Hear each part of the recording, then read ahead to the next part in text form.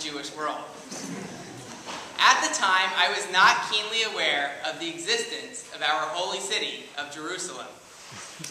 Both sets of my grandparents had moved to Albuquerque following my parents' move there, and we all attended the conservative synagogue congregation B'nai Israel, making that unquestionably the center of Jewish life as I then knew it.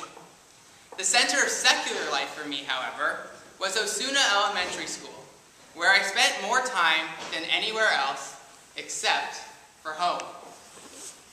Then it happened.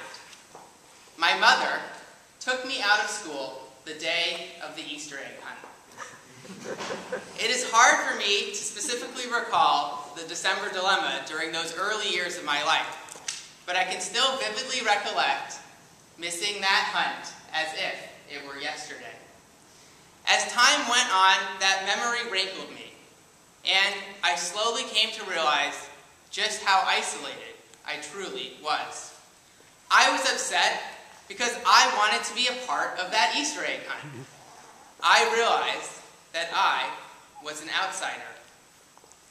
One need not let their imagination wander too far to conjure up images of the isolated little Jewish boy to know what life was like in New Mexico. Just imagine being the only one eating matzah in the lunchroom during the week of Pesach. Or just simply having to endure the entire Christmas season. Never mind having to worry about all of the makeup work from missing for Rosh Hashanah, Yom Kippur, Sukkot, Shmini Atzeret, and Simchat Torah. All of those happening at the beginning of the school year, nonetheless. As one of the few practicing Jewish families in the city, I was actually on the outside amongst the more secular Jews in the community, not to mention the non-Jews, who I was even more so on the outside. After years of isolation, I yearned to be on the inside. With my best friends from Camp Vermont, California, I found myself in college at the University of Judaism, and I was isolated no longer. I felt closer to Jerusalem more so than ever because I was at a Jewish institution. After 5 years with a master's degree in education in hand, I could not help but follow Derek Jeter to here in New York.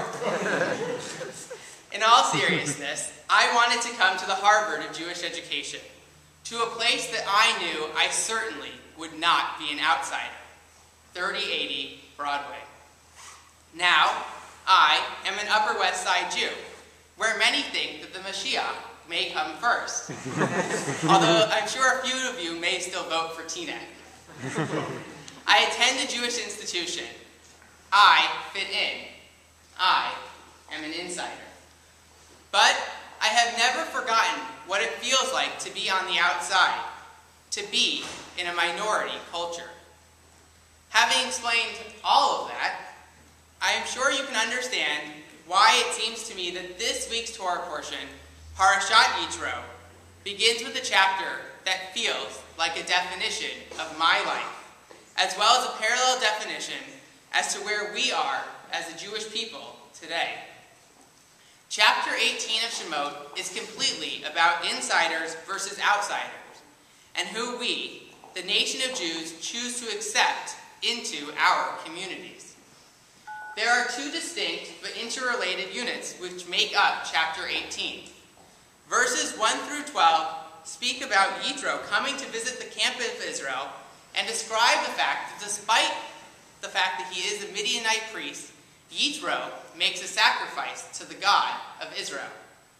Verses 13 through 27 speak of a newly organized judiciary system and describe the fact that Yitro had to advise Moses how to properly run the various levels of that judiciary system for the Israelites.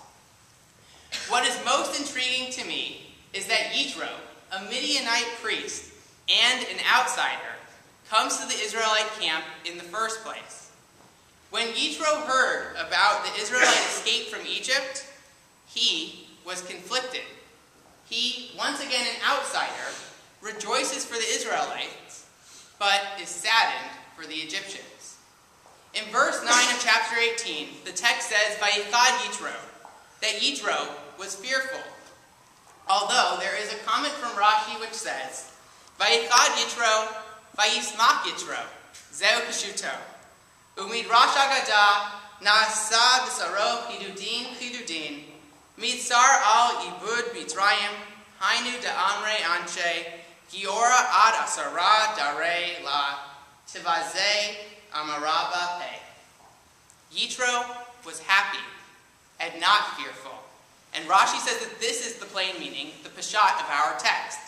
But Rashi, as he often does, brings in a midrash, which says that Yitro's flesh felt sharp, stinging sensations because Yitro, as an outsider, was grieved by the destruction of Egypt. This leads to the popular saying that you should not shame a convert to their face until the 10th generation. Don't shame someone for being a Gentile. I hope that you can appreciate Rashi's remarks as much as I do, because they are so very critical to our being able to understand that so often we do not realize how we are treating, or perhaps mistreating, newcomers, or those who are on the outside to our communities. Once you find yourself within a system of any kind, it is difficult to visualize the outside.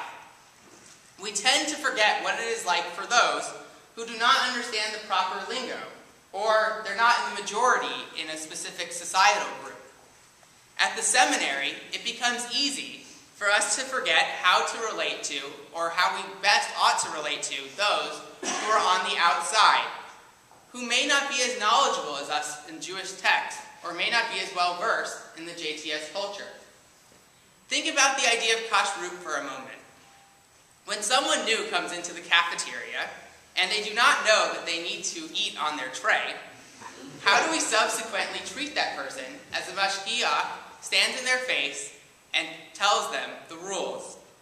Do we as students who are on the inside look at that student differently, or that person differently? What makes Yitro's story so amazing to me is, despite the fact that he is an obvious outsider, the way that he is accepted as an insider and advisor for the Israelite community is stunning. In verse 7 it says, Vayitze Moshe librad chodno vayishtachu vayishak lo.